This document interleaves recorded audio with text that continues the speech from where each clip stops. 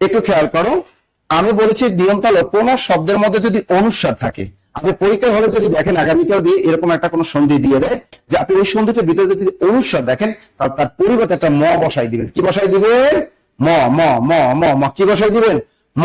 Sir এই অনুস্বার থাকলে তার পরিবর্তে কি হবে? তার পরিবর্তে একটা ম হবে। কি হবে? ম হবে। যেমন পরীক্ষা যদি আসে যে ভয়ঙ্কর এ সন্ধি বিচ্ছেদ কি, আপনি দেখবেন এটা অনুস্বার আছে, তা অনুস্বার পরিবর্তে কি বসাই দিবেন? একটা ম বসাই দিবেন। এই একটা ম বসাই দিলেন। এবার থাকে কর, ভয়াঞ্জক কর সমান ভয়ঙ্কর। এরকম আপনাকে পরীক্ষা দিতে পারে সঙ্গীত এর সন্ধি বিচ্ছেদ কি। এই যে অনুস্বার আছে, অনুস্বার থাকলে তার পরিবর্তে একটা ম বসাই দিবেন। আবার আছে গীত, দিকের গীত আর গীত। এখন বলেন সংলাপের সন্ধি বিচ্ছেদ কি? বলেন দ্রুত বলেন।